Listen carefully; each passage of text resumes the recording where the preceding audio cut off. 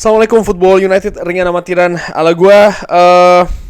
Kali ini gue ingin news update, semi ngobrol ringan sih sebenarnya, karena ada informasi terbaru dari Fabrizio Romano cerita tentang transfer Casemiro ke Manchester United yang menurut gue cukup menarik ya untuk gue angkat sebagai konten di channel gue Football United. Seperti biasa akan gue translate, rangkum, dan nanti akan gue kasih opini. Casemiro dari Real Madrid ke Manchester United, pemain yang juga bernilai tinggi dan dianggap sebagai legenda di Bernabeu, di Madrid, di Real Madrid. Datang dari banyak hal yang berbeda, dari liga yang berbeda, dari pelatih yang berbeda, dari kompetisi yang berbeda, dari klub yang berbeda. Inilah kenapa Erik ten Hag harus dan sempat bersabar ya di beberapa pertandingan awal, namun sekarang di beberapa pertandingan terakhir sudah mampu bermain dengan baik, menunjukkan betul kelas seorang Casemiro ya sebagai individu pemain, artinya memenangkan banyak gelar di Real Madrid dan juga penghuni lini tengah Seleção tim nasional Brazil. Manchester United dikabarkan ini sebenarnya sudah berminat memasukkan Casemiro di dalam radarnya dalam waktu yang lama. Pemain yang dinilai sebagai legenda Real Madrid ini di bulan Juni-Juli dikabarkan ini oleh Fabrizio Romano sulit untuk datang, bahkan hampir tidak mungkin. Kenapa? Karena Manchester United fokusnya lebih ke mendatangkan Frenkie de Jong. Yang kita tahu akhirnya transfernya juga kolaps walaupun sudah sepakati nilainya oleh kedua klub, Barca dan juga Manchester United, tapi dari sisi pemain memutuskan untuk stay. Bahkan keputusannya sudah dibuat dari bulan Mei. Yang terjadi, momen kuncinya adalah setelah Frenkie de Jong beribet ya. Setelah Frenkie de Jong ini off, dalam waktu 1 minggu Manchester United ini mencari pemain lain. Anthony menjadi prioritas, Cody Gakpo juga didekati, lalu ada Adrian Rabiot, ada McKennie, dan juga banyak nama pemain lainnya yang masuk dalam radar Manchester United untuk dilakukan action dalam waktu singkat ya, untuk didatangkan ke Old Trafford. Lalu manajemen bersama dengan Erik ten Hag memutuskan pemain yang akan didatangkan adalah pemain top yang bisa memberikan impact yang besar ke Manchester United, bisa memberikan energi yang tinggi juga kepada skuad. Setelah kegagalan Rabiot dan juga Arnautovic ya, manajemen memutuskan konsentrasi ke Anthony dan ke Casemiro. Bahkan manajemen ini langsung terbang ke Real Madrid karena transfernya dinilai tidak akan mudah. Oleh karena itulah manajemen memutuskan langsung datang ke Madrid.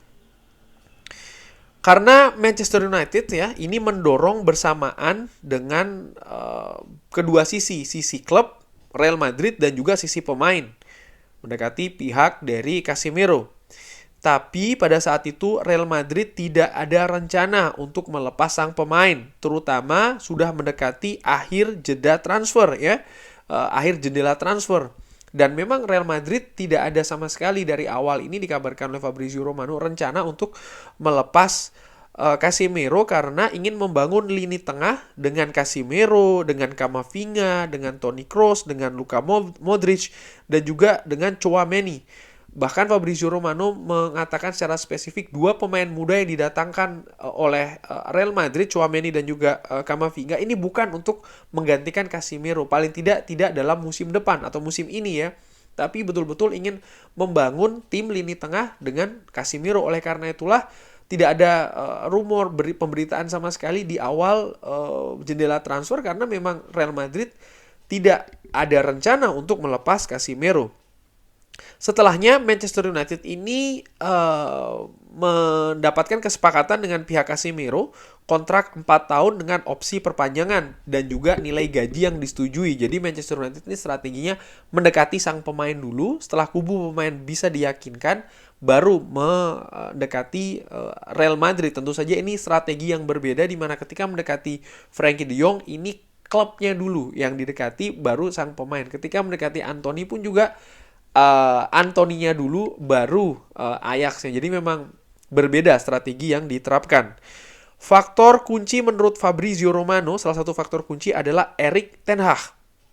karena rencana dan prospek dari sang pelatih ini mampu meyakinkan sang pemain. Selain itu juga Casemiro ingin mencoba tantangan di Liga Inggris. Jadi faktor Erik ten Hag ini ada di proses kedatangan Casemiro. Artinya apa? Artinya ya Erik ten Hag menginginkan sang pemain, bahkan memiliki prospek rencana ya sistem dengan seorang Casemiro. Carlo Ancelotti dikabarkan bahkan sampai akhir waktu ya berusaha untuk terus membujuk Casemiro untuk stay. Tapi Casemiro sudah sepakat, tekadnya sudah jelas ya untuk ke Liga Premier Inggris dan yakin ke Manchester United. Akhirnya dalam 48 jam selesai 60 juta pounds plus 10 juta pounds add-ons, total berarti 70 juta ya. Disepakati Manchester United dan juga Real Madrid, dan menurut Fabrizio Romano dan juga menurut gue sih ya dengan amatiran, proses ini sangat cepat. Walaupun demikian, proses ini memuaskan Real Madrid dan juga Manchester United. Real Madrid sepakat di harga, walaupun juga dengan berat ya, mereka harus melepas yang menurut Fabrizio Romano merupakan salah seorang legenda di Real Madrid, banyak memberikan gelar dan lain-lain ya.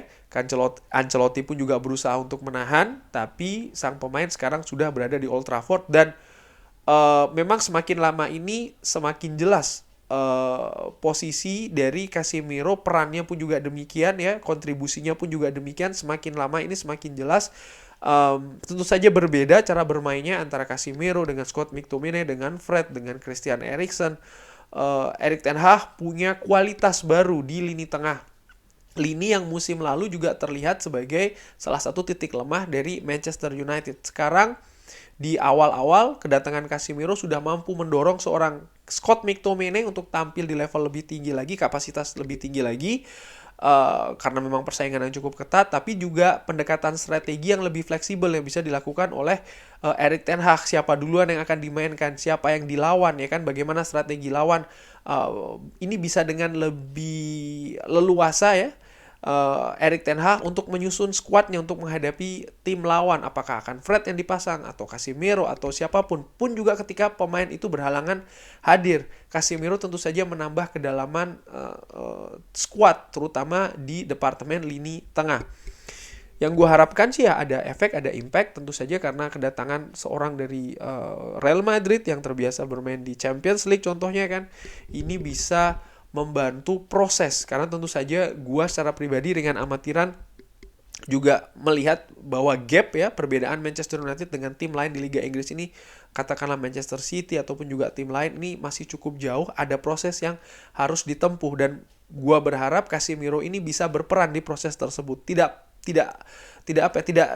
melulu hal itu harus instan ya. Dengan kedatangan Casemiro, pemain yang sekaliber Real Madrid dan lain-lain, maka Manchester United akan menjadi ya persaingan juara ada di sana dan lain-lain mendapat. Enggak, gue juga harus realistis ya.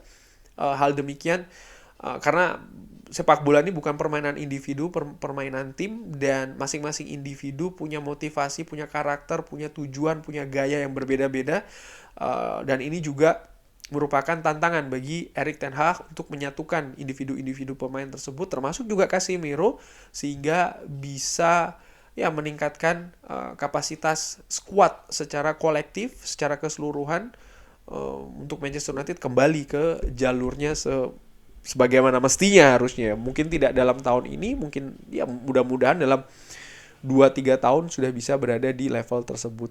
Jadi itu dia cerita dari Fabrizio Romano terkait dengan Casemiro ya, yang menurut gue juga kejutan karena di awal tidak pernah ada nama yang disebut Casemiro, lebih ke Ruben Neves contohnya kan, sebagai pengganti dari Frenkie de Jong, tapi ternyata Casemiro lah yang mendarat di Old Trafford. Kurang lebih demikian. Bagaimana menurut Sobat Football United? Komentar mengenai Casemiro, proses kedatangannya, apa pengharapannya? Drop di kolom komen. Terima kasih sudah menyaksikan. Jangan lupa like, sholat, dan juga subscribe. Wassalamualaikum warahmatullahi wabarakatuh.